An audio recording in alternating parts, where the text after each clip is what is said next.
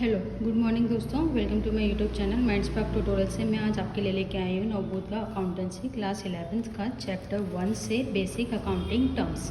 क्या लेके आई हूँ? Basic accounting terms. पहला क्या है? Business transactions. Let us study. मैं आपको हर चीज़ डिटेल से बताऊँगी। Business transactions, mutual dealing of goods and services in the business is called transaction. In a transaction, it involves two parties, one receiver and another the giver. Transaction may be of two types. They are cash transactions and credit transactions. Business में सबसे पहला term क्या होता है? Transactions. Transactions means क्या होता है? एक लेनदार होता है और एक क्या होता है? देनदार होता है. मतलब one the giver and one the receiver. इसमें टू पार्टीज होती हैं. टू पार्टीज के बिना ये काम नहीं करते हैं. और हमेशा ट्रांजैक्शंस जो होता है वो दो टाइप का हो सकता है. एक कैश ट्रांजैक्शंस हो सकते हैं और एक क्रेडिट ट्रांजैक्शंस होता है. क्रेडिट मतलब जो उधारी वाला लेन देन होता है उसी को हम लोग क्या बोलते हैं? Credit transactions. सेकेंड क्या है? Capital. Capital means capital represents that amount which is invested by the proprietor in the business. It may be in the form of cash, goods और एनी काइंड. एग्जाम्पल के लिए मैं आपको बताऊंगी. Proprietor means क्या होता है? जो पर्सन जो फर्म को चला रहा हो या जो कंपनी को चलाता है उसे हम प्रोप्राइटर बोलते हैं. जैसे कि कोई इंडिविजुअल पर्सन जो बिजनेस को रन करता है. कैपिटल क्या होता है? ऐसा अमाउंट जो हम लोग बिजनेस स्टार्ट करने से पहले जो अपने बिजनेस में इन्वेस्ट करते हैं या लगाते हैं उसको हम लोग बोलते हैं कि ये हमारा कैपिटल है. ठीक है. कैपिटल हम लोगों को फाइंड करने के लिए कैसे पता चलता है? अगर आपके पास एसेट्स है और लाइबिलिटीज़ है तो उसको माइनस करेंगे, डिडक्ट करेंगे तो आपसे क्या निकलेगा? कैपिटल निकलेगा. और कैपिटल जो होता है वो दो टाइप के होता है, फिक्स्ड कैपिटल और वर्किंग कैपिटल. फिक्स्ड कैपिटल क्या होता है? The amount of money that is put into acquired fixed assets like purchase of machinery. ऐसा अमाउंट या ऐसा कैपिटल होता है फिक्स्ड कैपिटल जो हम लोग हमारे कंपनी में एज ए फिक्स्ड एसेट्स मतलब हमारे जो लॉन्ग टर्म एसेट्स होते हैं उनको लाने में खर्च करते हैं. जैसे कि मशीनरी हो गया, प्लांट्स हो गया, बिल्डिंग हो गया या लैंड हो गया, उसको हम लोग फिक्स्ड कैपिटल बोलेंगे. वर्किंग कैपिटल क्या होता है? वर्किंग कैपिटल वो कैपिटल जो हमारे बिजनेस में हम लोग डे टू डे लाइफ में हम लोग ट्रांजेक्शन्स जिससे करते हैं उसको हम लोग वर्किंग कैपिटल बोलते हैं. थर्ड पॉइंट है ड्रॉइंग्स. ड्रॉइंग्स मीन्स क्या होता है? ऐसा कैश या ऐसा गुड्स या कैश जिसको हम लोग विथड्रॉ करते हैं या लेते हैं हम लोग हमारे बिजनेस से अपने पर्सनल यूज़ के लिए, उसे हम लोग बोलते हैं ड्रॉइंग्स. Next, liabilities. लाइबिलिटीज से क्या समझते हैं? Liabilities refers to the amount which the firm owns to the outsider like creditors, loan, bill payable. मतलब लाइबिलिटीज़ ऐसी लाइबिलिटीज़ होती है जो हम लोग किसी से लोन लेते हैं तो हमको पे करना होता है, या ऐसी चीज़ जो हम लोगों को ड्यू रहता है जैसे कि किसी से उधारी लिया हो वो हम लोग को कभी ना कभी पे करना हो तो उसे हम लोग क्या बोलते हैं? लाइबिलिटीज़ बोलते हैं. उसमें क्या होता है? लाइबिलिटीज़ में भी दो टाइप होता है. एक करंट लाइबिलिटी होता है और एक फिक्स लाइबिलिटी होता है. करंट लाइबिलिटी क्या होता है? जैसे कि एग्जांपल के लिए बिल्स पेएबल हो गए, क्रेडिटर्स हो गए. क्रेडिटर्स कौन होते हैं? जिससे हम लोग उधारी लेके आते हैं, वो अमाउंट को हमें पे करना होता है. फिक्स लाइबिलिटीज़ क्या होता है? Long term loan. जैसे कि हम लोग किसी बैंक से लोन लिया हो अपने बिजनेस को स्टार्ट करने के लिए, लिया होम लोन लेते हैं, उसी चीज़ को हम लोग क्या बोलेंगे?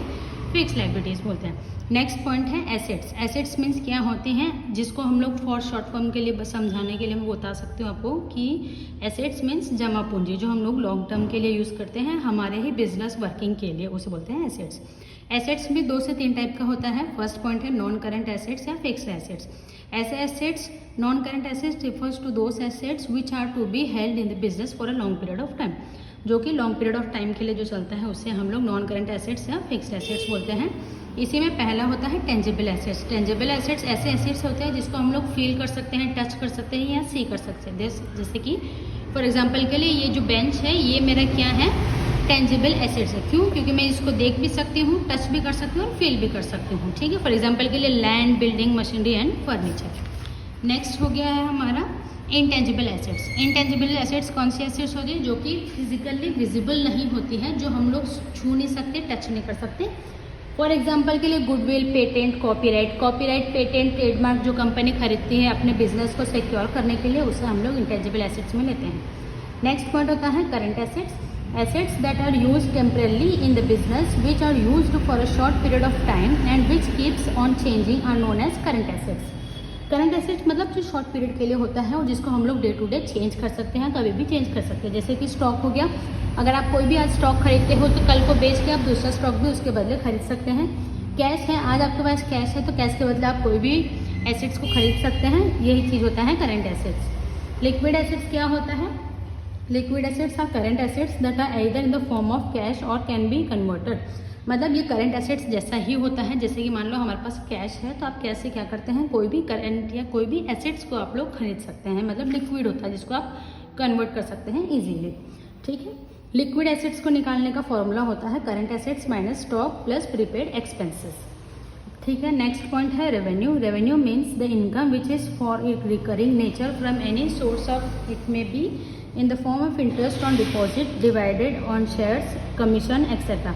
रेवेन्यू मतलब जो फिक्स्ड होता है, जो हमको पता होता है कि हाँ इस कंपनी या इस पर्टिकुलर सोर्स से आपको एक इनकम आएगा, वो मतलब रेवेन्यू होता है। एग्जांपल के लिए यहाँ पे बता दिया गया है डिविडेंड ऑफ शेयर्स, या कहीं पे भी कमीशन की बेसिस पे आप लोग बिजनेस करते हैं तो वो रेवेन्यू जनरेट करता है।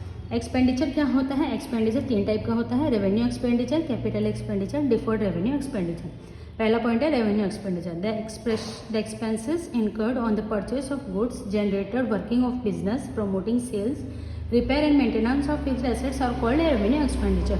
मान लीजिए आप अपने बिजनेस को चलाने के लिए कोई भी अगर मशीनरी खरीद के लाते हैं तो उसको जैसे वहाँ से एक पर्टिकुलर फैक्ट्री या कंपनी मैन्युफैक्चरिंग यूनिट से ला रहे हैं तो आपको किराया लगेगा, फिर वहाँ से ला के इंस्टॉल करने का चार्जेस लगता है, रिपेयरिंग चार्जेस लगता है, आप अपने कंपनी को प्रमोट करते हैं उसका प्रमोशन सेल्स का चार्जेस लगता है, वो रेवेन्यू एक्सपेंडिचर हो गया।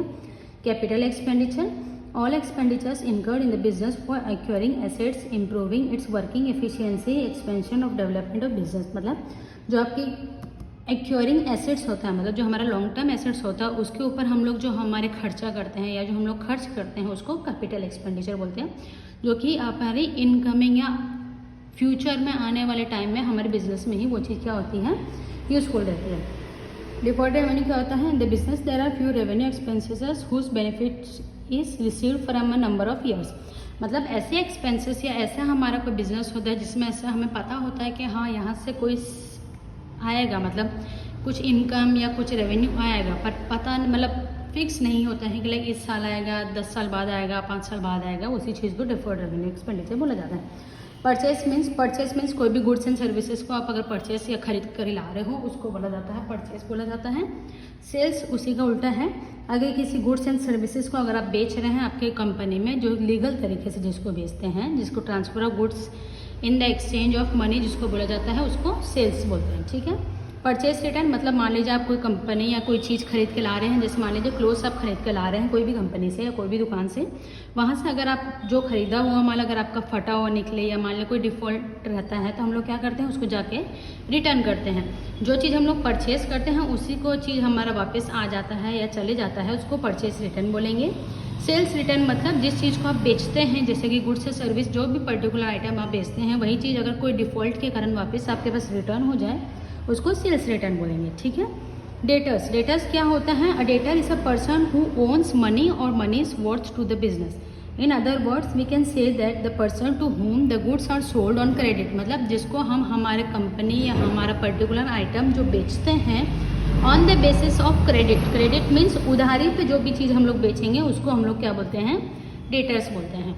नेक्स्ट पॉइंट है क्रेडिटर। क्रेडिटर्स मतलब जिससे हम लोग कोई सामान या कोई पर्टिकुलर आइटम खरीद के ला रहे हैं, किस पे, क्रेडिट पे ला रहे हैं, उधारी पे लाएंगे तो हम लोग क्या हो जाते हैं, उनके क्रेडिटर्स हो जाते हैं। स्टॉक्स क्या होता है? स्टॉक भी 3 टाइप का होता है, क्लोजिंग स्टॉक, ओपनिंग स्टॉक और लाइव स्टॉक। क्लोजिंग स्टॉक और ओपनिंग स्टॉक क्या होता है? अगर आप कोई भी अपना बिजनेस स्टार्ट कर रहे हैं तो आपके पास स्टॉक होना इंपॉर्टेंट है। मतलब आपके पास अगर मान लीजिए कोई क्लोथ की शॉप खोल रहे हैं तो आपके पास बहुत सारा क्लोथ्स होना चाहिए बेचने के लिए।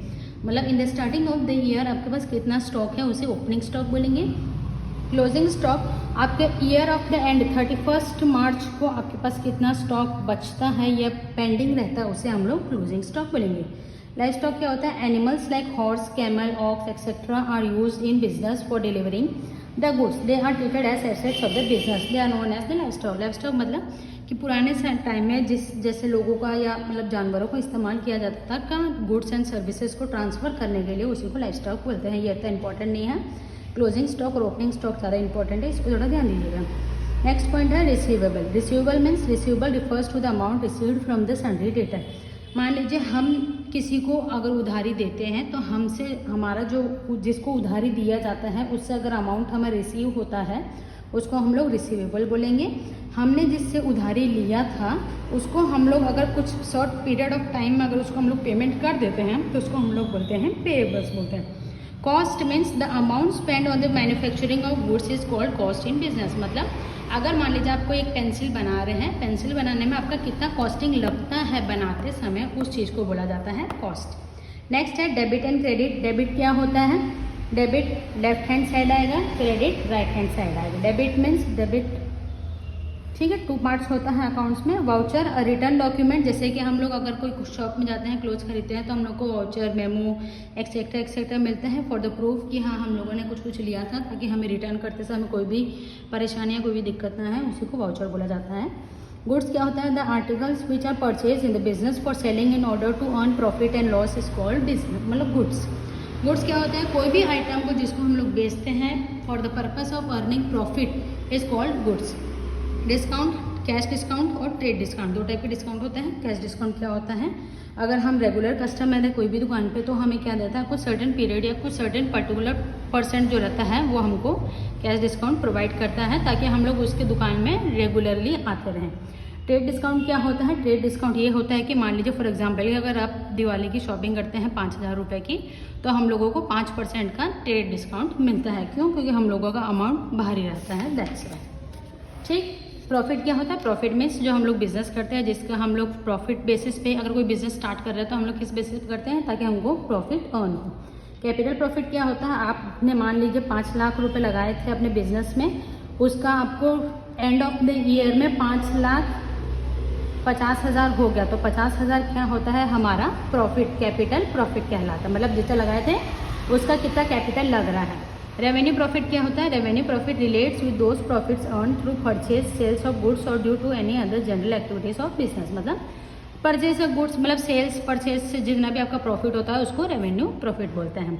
ओके, अभी तक का इतना ही मेरा बेसिक टर्म्स था। एंड प्लीज़ अगर आपको कुछ समझ आए, कुछ भी ना दिक्कत हो या कुछ भी परेशानी हो तो प्लीज़ कमेंट करके मुझे बताइएगा। And please share this channel, subscribe this channel, comment, like, share, subscribe. Thank you.